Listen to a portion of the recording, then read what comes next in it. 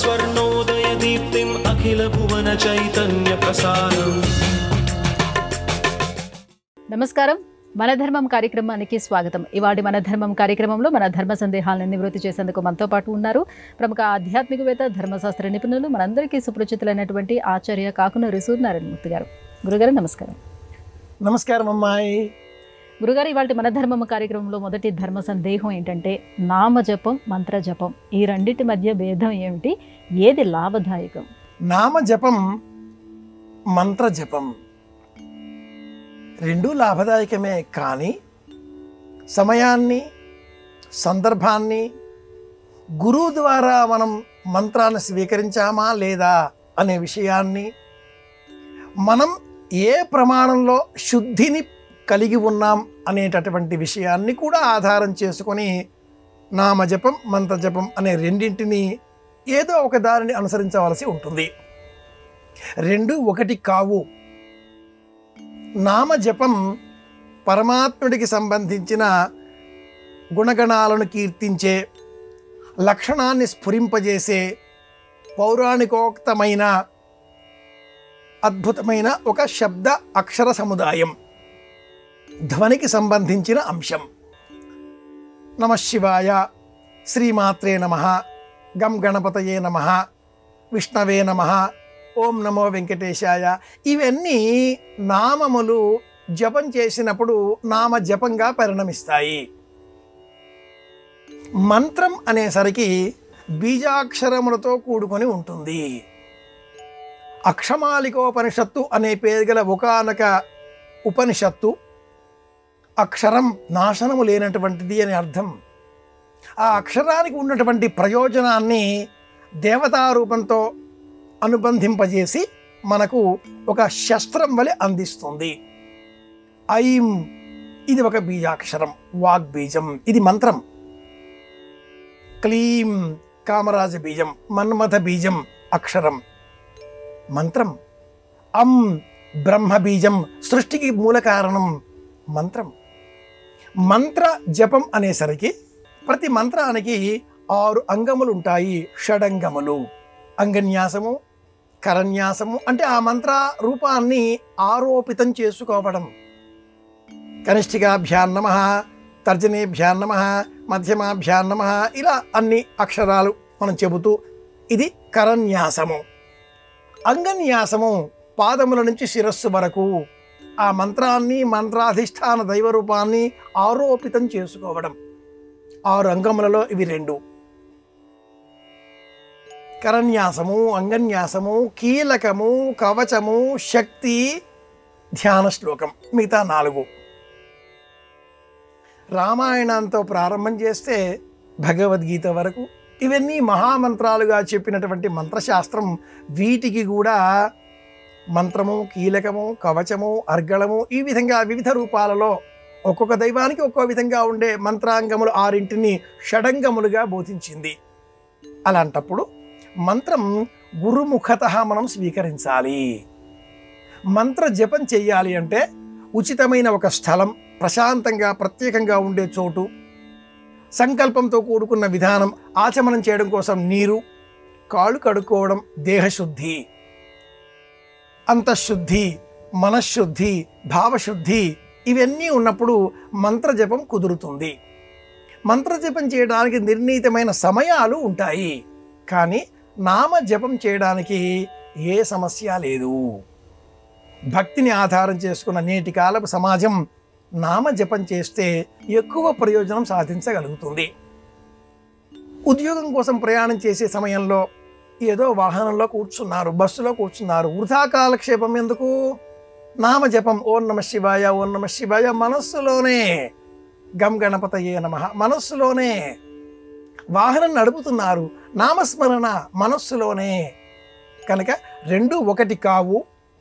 నేటి కాలపు యుగ ధర్మాన్ని అనుసరించి నామ జపం మేలు కలిగిస్తుంది. మంత్ర జపం చెయ్యాలి అంటే అనేక నియమాలు ఉండాలి, ముఖ్యంగా గురువు ఉండాలి. ఇది విశేషం. గురుగారు, చిన్ముద్ర అంటే ఏమిటి? ఈ ముద్రను ధరించి జపం చేయొచ్చా? చిత్తము, మనస్సు ముద్ర రూపంలో చిత్తం పైన ఏకాగ్రతను, లక్ష్య శుద్ధిని పెంచుకోవడమే చిన్ముద్ర. ముద్రాధారణ యోగ శాస్త్రంలో ఒక రహస్యమైన విషయం. హఠయోగ దీపికలో ఇటువంటి ముద్రలు అనేకం వివరింపబడి ఉన్నాయి. మనం మత్స్యముద్ర, ధేనుముద్ర, అలాగే స్థానముద్ర అనేకం మనం ఇలా చూపిస్తూ ఉంటాం. ప్రాణాయ నమః నైవేద్యం చెప్పే సమయంలో ప్రాణ, అపాన, వ్యాన, ఉదాన, సమాన 5 నైవేద్యం నిరూపించడం ముద్రాధారణ. ఒక్కొక్క ముద్ర మనలో ఒక్కొక్క లక్షణాన్ని పెంపొందింపజేస్తుంది. షణ్ముఖి ముద్ర, మన దేహంలో ఉండే 9 రంధ్రాలలో 6 రంధ్రాలు ముఖంలోనే ఉంటాయి. 2, 4, 5, 6 వీటిని ఈ వేళ్లతో మూసివేయడమే షణ్ముఖి ముద్ర. దీన్నే మనం అనేక ఇతర పేర్లతో కూడా పిలుస్తూ ఉంటాం. అది ఎలాంటిదో చేతి వేళ్లతో చిన్ముద్ర. ఈ చిన్ముద్రలో బొటన వేలు జీవుడికి ప్రతీక, శుక్రుడికి ప్రతీక. జ్యోతిష శాస్త్రంలో అంగుష్ఠమాత్ర జీవుడు అని మనకు వేదాంతం కూడా బోధన చేస్తూ ఉంటుందే.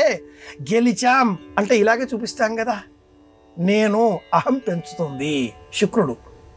చిన్ముద్రలో ఇది కూడా ఉంటుంది. విజయం సాధించాం ఇలా చూపిస్తూ ఉంటాం, విక్టరీ ముద్ర. కానీ షిరిడి సాయిబాబా ఫోటో మీరు చూసినట్లయితే ఇలా చూపుడు వేలు చూపిస్తూ సబ్కా మాలిక్ ఏక్ అంటూ ఈ ముద్ర చూపిస్తూ ఉంటాడు. ఊర్ధ్వం గురువు, దైవానికి ప్రతీక. చిన్ముద్రలో ఈ బొటన వేలు చూపుడు వేలుతో ఇలా నొక్కిపెట్టి ఈ మూడింటిని సత్వ రజస్తమో గుణాలకు ప్రతీకలు. ఊర్ధ్వం వైపు ఉంచితే మన మనస్సు నియంత్రణలోకి వస్తుంది. మనస్సు, బుద్ధి, చిత్తము, అంతఃకరణము ఇలా చెప్పినప్పుడు ఇది అపసవ్యంగా చూస్తే మనస్సు, బుద్ధి, చిత్తము, అంతఃకరణము దేవతా రూపంలో చిన్ముద్ర. ఇది జ్ఞానముద్ర అన్న పేరుతో ప్రసిద్ధం. జపం చేయాలి అంటే ఈ ముద్రతో జపం చేస్తే పరమాద్భుతమైన యోగం మనకు లభిస్తుంది. ఓం నమః శివాయ, ఓం నమః శివాయ, ఓం నమః శివాయ. ఊర్ధ్వం వైపు ఈ 3 వేళ్ళు, దిగువ హస్తం ఇలా బొటన వేలు శుక్రుడు, చూపుడు వేలు గురువు నియంత్రణ చేస్తూ 3 వేళ్ళు ఇలాగా. ఇది చిన్ముద్రాధారణ. గౌతమ బుద్ధుడి ఫోటో మీరు చూసినట్లయితే ఇలాగే కనిపిస్తూ ఉంటుంది. అది జ్ఞానముద్ర.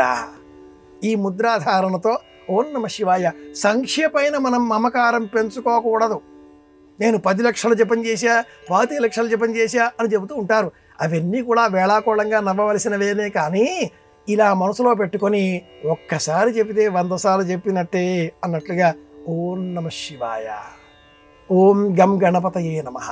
ఎవరిని మీరు విశ్వసిస్తే ఆ దైవనామం జపం చేసే నిమిత్తమై చిన్ముద్రాధారణ. చిన్ముద్రతో జపం చేస్తే మంత్రసిద్ధి కలుగుతుంది, లక్ష్యశుద్ధి ఏర్పడుతుంది, ఏకాగ్రత కుదురుతుంది, జ్ఞానం పెరుగుతుంది. ప్రాచీన కాలంలో నశ్యం స్వీకరించేవాళ్ళు పండితులు. నశ్యం, స్నఫ్ అంటాం మనం. స్నఫ్ స్వీకరించడం అనారోగ్య హేతువు. ఆధునిక వైజ్ఞానికవేత్తలు మంచిది కాదు అంటారు. కానీ ప్రాచీనులు పండిత లక్షణంగా స్వీకరించేవాళ్ళు. వాళ్ళు ఆ నశ్యం, స్నఫ్ ఎప్పుడూ ఇలాగా అరచేతిలో పెట్టుకుని ఇలా పట్టుకునేవాళ్ళు. నశ్యం, ఆ నశ్యం కాయలో నుంచి కూడా, డబ్బీలో నుంచి కూడా నశ్యం తీసుకునేటప్పుడు ఇలా తీస్తారు, తీసి ఇలా పట్టుకుంటారు. ఇది పండిత ముద్ర, జ్ఞానముద్ర. ఈ ముద్రాధారణతో ఏకాగ్రత పెంచుకోవచ్చు. ఈ ముద్రాధారణ ప్రారంభంలో సులభంగా అలవాటు కావడం కోసం ఇలా అరచేతిని ఉంచి, ఇది అభయముద్ర, వరద అభయముద్రలు అన్నీ యోగశాస్త్రమే, అన్నీ ముద్రలే. ఇలా ఉంచి 2 వేళ్లను ఇలా విడిగా చేయగలగడం, మళ్ళీ కలపడం, 1 వేలు విడిగా తీసుకువెళ్ళడం, చిటికెన వేలు. 3 కలిసి ఉండాలి, 1 మాత్రమే దూరం కావాలి, మళ్ళీ కలపాలి. 2 మాత్రమే దూరం కావాలి, మళ్ళీ కలపాలి. 3 మాత్రమే దూరం కావాలి, మళ్ళీ కలపాలి. 4 దూరం కావాలి. ఇది 90 డిగ్రీస్లో రావాలి. ఇలా 90 డిగ్రీలలో వచ్చే అలవాటు ఉంటే వాళ్లకు రుజువర్తనులు అని పేరు. సాముద్రిక శాస్త్రం, జ్యోతిషంలో కూడా ఇది ఒక ముద్ర, రుజువర్తన అన్నదాన్ని సూచిస్తుంది. ఈ బొటన వేలు బాగా దిగువకు వంగిపోతే అలాంటి వ్యక్తులని నమ్మకూడదు అని కూడా ఆ శాస్త్రం చెబుతుంది. 90 డిగ్రీల కోణంలో ఉండే ఎల్ ఆకారంలో ఉండే ఈ శుక్రుడిని ఇలా మడిచి శుక్రుడి పైన గురువుతో నియంత్రించగలగడమే జ్ఞానముద్ర. దీనికే మనం చిన్ముద్ర అంటాం. దక్షిణామూర్తి చిన్ముద్రతో మనకు దర్శనమిస్తాడు. ఈ ముద్రాధారణతో జపం చేస్తే నిజంగానే ఆ దైవాన్ని మనం దర్శించుకోగలుగుతాం. కావలసిందల్లా లక్ష్య శుద్ధి, విశ్వాసం. ఇంత సులభంగా నేను చెప్పాను, ఇంత సులభంగా మీరు చూస్తున్నారు, ఇంత సులభంగా ప్రయత్నం చేయండి, వస్తుందా మీకే తెలుస్తుంది. చిన్ముద్ర, ఇది విషయం. గురుగారికి మరో సందేహం. పురాణాలన్నీ కూడా కల్పిత కథలతో నిండి ఉంటాయి, వాటిని నమ్మరాదని కొందరు అంటారు, మరికొందరు కాదు అవన్నీ కూడా విజ్ఞాన స్వరూపాలు అని అంటారు. ఇందులో ఏది నిజం? రెండవ మాటనే నిజం. పురాణాలన్నీ విజ్ఞాన సర్వస్వాలు, ఎన్సైక్లోపీడియాలని చెప్పాలి. ప్రతి పురాణం వేల శ్లోకాలతో, రాజవంశ కథనాలతో ప్రారంభం చేసుకుంటే ఖగోళ విజ్ఞానంతో మిళితమై అఖండమైన కాలస్వరూపాన్ని వివరిస్తూ, ప్రతి శాస్త్రాన్ని వివరిస్తూ విజ్ఞాన సర్వస్వంగా భాసిల్లుతున్నది. ప్రతి పురాణం కూడా ఒక విజ్ఞాన సర్వస్వం. పురాణాలు అనగానే ఏవో కథలు అని కొందరు పురాణ జ్ఞానం తెలియని వారు చెబుతూ ఉంటారు. ఒక్కొక్క పురాణం, స్కాంద పురాణం 81,000 శ్లోకాలు, పద్మ పురాణం 55,000 శ్లోకాలు, భాగవత మహాపురాణం 18,000 శ్లోకాలు, గరుడ పురాణం 19,000 శ్లోకాలు, అగ్ని పురాణం 24,000 శ్లోకాలు, శివపురాణం 24,000 శ్లోకాలు, బ్రహ్మాండ పురాణం 10,000 శ్లోకాలు, వాయు పురాణం 6,000 శ్లోకాలు, వామన పురాణం 10,000 శ్లోకాలు, 18 పురాణాలు 4 లక్షల శ్లోకాలతో ఉన్నాయి. అందులో స్కాంద పురాణం 81,000 శ్లోకాలతో ఉన్నది. శ్రీరామాయణం 24,000 శ్లోకాలంటే రామాయణానికి 4 రెట్లు, 5 ఖండములతో. అందులో 3వ ఖండం రేవాఖండం. అందులో ఉండే ఒకానొక కథ సత్యనారాయణ వ్రత కథ 175 శ్లోకాలతో ఉంటుంది. ఇంతటి విస్తృతమైనటువంటి ఈ పురాణ ప్రపంచంలో 18 పురాణాలలో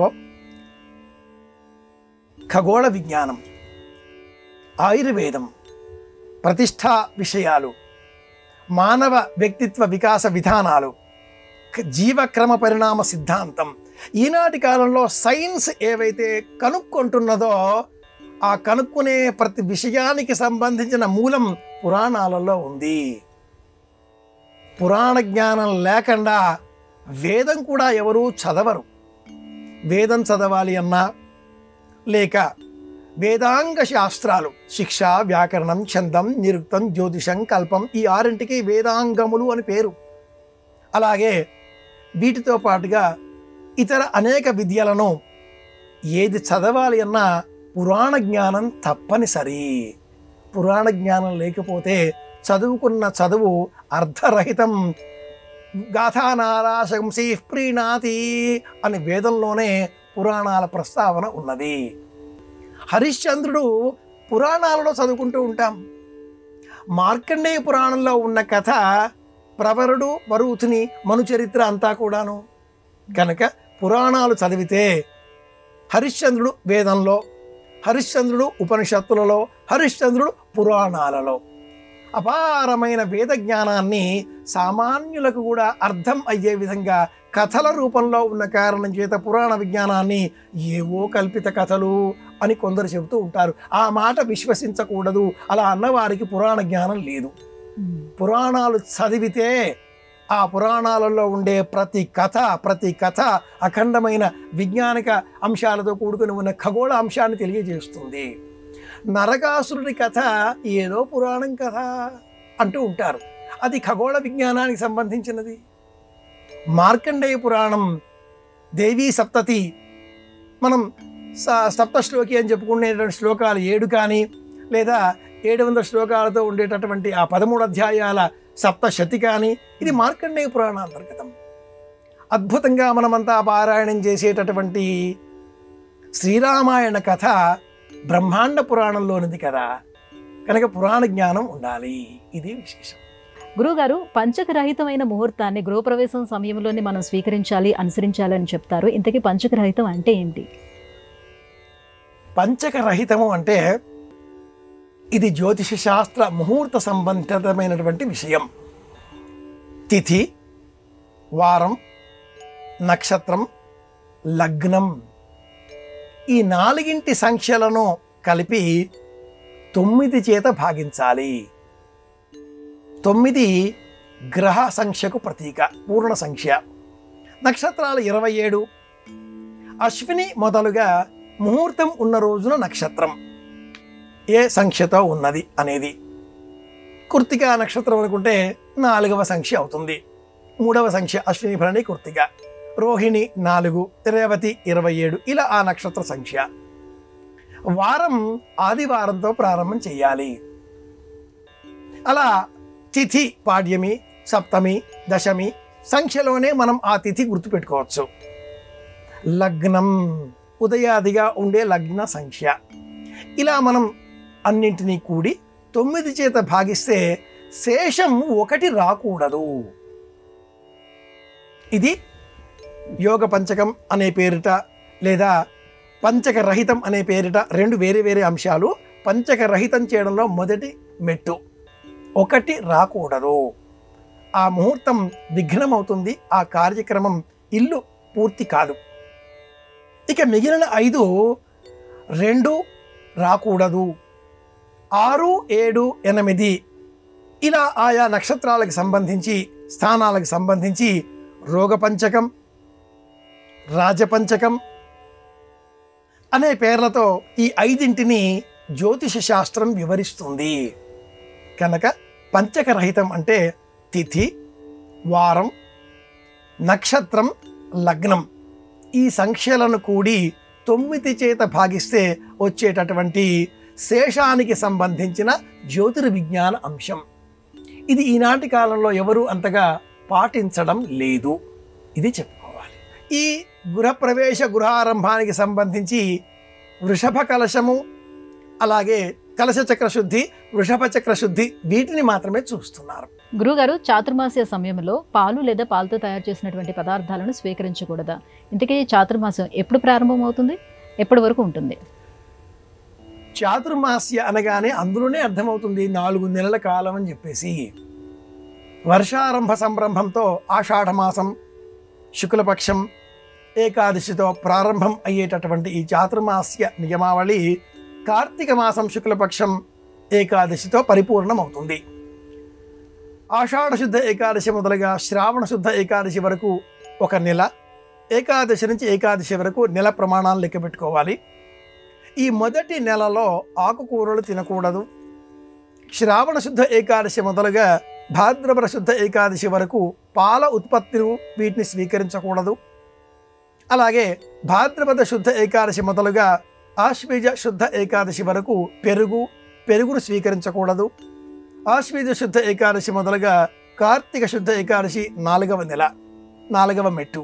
ఈ 4వ పాదంలో పప్పు ధాన్యాలు, ద్విదళములు, కంది గింజ గుండ్రంగా ఉండేది, దానిని పొట్టు తొలగించినచో అవి 2 బద్దలుగా మనకు కనిపిస్తాయి. ద్విదళములు అని పేరు, పప్పు ధాన్యాలు. వీటిని తినకూడదు. 4 నెలలలో మొదటి నెల ఆకుకూరలు, 2వ నెలలో పాలు, పాల ఉత్పత్తులు, 3వ నెలలో పెరుగు, 4వ నెలలో పప్పు ధాన్యాలు. ఇలా ఎందుకు చెప్పారు? చైత్ర, వైశాఖ, జ్యేష్ఠ మాసాలలో బాగా ఎండ ఉన్న కారణం చేత ఈ భూమి వేడెక్కి ఉంటుంది. హఠాత్తుగా ఆషాఢ మాసంలో వర్షాలు కురవడంతో, వర్ష ఋతువుతో ప్రకృతి అలా ఎదగగా లభించేటటువంటి ఆకులు, పళ్ళు, కాయగూరలు వేడితో ఉంటాయి. అనారోగ్య హేతువులు తినకూడదు. వాటిని పశువులకు, ఆవులకు ఆహారంగా ఇవ్వాలి. ఆహారంగా తిన్న ఆ పశువులు అందించే పాలు కూడా ఆ దోషాన్ని ఇంకా కొద్దిగా కలిగి ఉంటాయి. కాబట్టి ఆ దోషం తొలగించే విధంగా శ్రావణ మాసం 2వ నెలలో పాలు, పాల ఉత్పత్తులు తినకూడదు. ఇది శాస్త్రీయ విజ్ఞానం అందించేటటువంటి ఆలోచన. దక్షిణాయనంలో వస్తాయి ఇవన్నీ కూడా. ఆషాఢ మాసంతో ప్రారంభమవుతుంది. దక్షిణాయనంలో జీర్ణశక్తి బాగా తగ్గిపోతుంది, పగటి కాలం తక్కువగా మారుతూ ఉంటుంది. కనుక పలచని పదార్థాలు తినాలి, ద్రవం నీరు తీసుకోవాలి, ఆహారాన్ని బాగా తగ్గించాలి. అందుకోసమే ఈ నియమావళి. పాలు పాల ఉత్పత్తులను శ్రావణ మాసంలో ఇందుకోసమే శ్రావణ సోమవారం శివారాధన, శివార్పణం సమర్పించండి అంటూ చెప్పారు. గురువుగారు, హయగ్రీవం అంటే ఏమిటి? ఈ పదార్థాన్ని ఏ దేవతామూర్తికి నివేదన చేయవచ్చు? హయగ్రీవం అంటే శనగపప్పుతో చేసే తీపి పదార్థం. శుక్ర సంబంధితమైనటువంటి కాంక్ష, మహత్వాకాంక్ష, ఇది నాకు కావాలి, అది నాకు కావాలి, సంకల్ప శక్తిని పెంచేది, మనలో వాయు ప్రకోపం చేసేది, శరీరాన్ని స్థౌల్యంగా మార్చేది, ఒబేసిటీ, ఇలాంటి వాటన్నింటికి శనగలను ప్రతీకాత్మకంగా చెబుతుంది ఆయుర్వేద శాస్త్రం. శనగలు, బెల్లం ఈ మిశ్రమాన్ని ఆవుకు ఆహారంగా పెట్టాలి. అధికంగా మనం తినకూడదు. శరీరానికి స్థౌల్యత, ఒబేసిటీ వస్తుంది, జీర్ణశక్తి మందగిస్తుంది. అలాంటి ఆ శనగపప్పుతో, శనగపప్పు, బెల్లం, కొబ్బరి కోరు, వీటితో సిద్ధం చేసే పదార్థానికే హయగ్రీవము అని పేరు. విపరీతమైన శరీర బలాన్ని అందిస్తుంది ఈ పదార్థం. కనుక ఈ పదార్థాన్ని చిన్నారి బాలబాలికలకు ఆహారంగా ఇవ్వాలి, పెద్దలకు కాదు. పిల్లలకు శరీర బలం కావాలి, ఎముకలు బలం పుంజుకోవాలి, కండ బాగా పెరగాలి, ఎదగాలి, బలాన్ని ప్రదర్శించాలి, సాధించే గుణం కలిగి ఉండాలి, ఎంత పని అయినా తీవ్రంగా చేసేటటువంటి శక్తిని పెంచుకోగలగాలి. కుజుడికి ప్రతీక బెల్లం. అలాంటి ఆ బెల్లము, శనగపప్పు, శనగలు, కొబ్బరి కోరు, చంద్రుడు, ఇలా వీటితో మనం శుక్రగ్రహ అనుగ్రహం కోరి, చంద్ర అనుగ్రహం కోరి, ఇంకా కుజానుగ్రహం ఉంటే ఏ యుద్ధమైనా గెలవడం తప్పనిసరి అనేటటువంటి మొండితనం పెరుగుతుంది. బెల్లం తింటే పిల్లలలో మొండితనం పెరుగుతుంది, పెరగాలి కూడా. పెద్దలకు కాదు, పిల్లలకు. తిన్న పదార్థాన్ని జీర్ణం చేసే శక్తి బెల్లానికే ఉంది. శనగలలో ఉండేటటువంటి పటుత్వాన్ని తగ్గించే శక్తి బెల్లానిది. బెల్లం పని బెల్లం చేస్తుంది, శనగల పని శనగలు చేస్తాయి. శ్రావణ మాసమంతా కూడా ఈ శనగలని బాగా నానబెట్టి మొలకలు రాకుండా వస్తున్నాయా ఏమి అనేటటువంటి స్థితిలో ఉండేటటువంటి శనగలను మహిళలు తింటే క్యాన్సర్ వ్యాధి రాదు అంటూ అధర్వణ సంహితలో 32వ సూక్తం క్రిమి సంహారక సూక్తం అనే పేరిట ప్రసిద్ధం, అందులో వివరింపబడి ఉంది. అధర్వణ వేదం అంటేనే ఆయుర్వేద విజ్ఞాన శాస్త్రం. శరీరంలో ఏ విధమైన క్రిమి కీటకాలు పెరగకూడదు, క్యాన్సర్లు రాకూడదు, నానబోసిన శనగలు తినండి, పచ్చి శనగలు తినండి. ఇది అధర్వణ వేదం చెప్పేటటువంటి అపూర్వ రహస్య విజ్ఞానం. అలాంటి ఆ పచ్చి శనగలతో బెల్లం కలిపి కొబ్బరి కూరతో, కొబ్బరి పాలతో మిశ్రమం చేసినటువంటి పదార్థమే హయగ్రీవం. హయగ్రీవం తింటే ఆలోచనలు పెరుగుతాయి. జ్ఞానానందమయం దేవం నిర్మల స్ఫటికాకృతం ఆధారం సర్వ విద్యానాం హయగ్రీవముపాస్మహే. హయగ్రీవుడు అనే దైవాన్ని చూపించి, గుర్రం మొహంతో ఉండే దేవుడు కదా, లలితా విద్య, శ్రీ విద్య బోధించే స్వరూపం కదా, గుర్రానికి గుగ్గిళ్ళు ఎలాగో ఆ హయగ్రీవ పదార్థం కూడా నివేదన ఇలాగే అని చెప్పి పిల్లలకు నైవేద్యంగా మార్చిన ఆ పదార్థాన్ని ప్రసాద రూపంలో వితరణ చేస్తే అమోఘమైన శారీరక బలంతో పాటుగా వాదించే తర్క నైపుణ్యం కూడా పెరుగుతుంది, వైజ్ఞానికంగా ఆలోచించగలుగుతారు. ఇది అంతరార్థం. హయగ్రీవుడికి నివేదనగా సమర్పించాలి. గురుగారు, ఇవాళ మన ధర్మం కార్యక్రమంలో మాకు వచ్చినటువంటి ఈ ధర్మ సందేహాలన్నీ కూడా నివృత్తి చేసినందుకు ధన్యవాదాలు. కృష్ణార్పణం. ఇది ఇవాళ మన ధర్మం కార్యక్రమం. రేపు మన ధర్మం కార్యక్రమంలో మళ్ళీ కలుసుకుందాం. నమస్కారం. ఈ కార్యక్రమాన్ని తిరిగి చూడాలనుకుంటే www.youtube.com/ETV Life Spiritual లో చూడవచ్చు.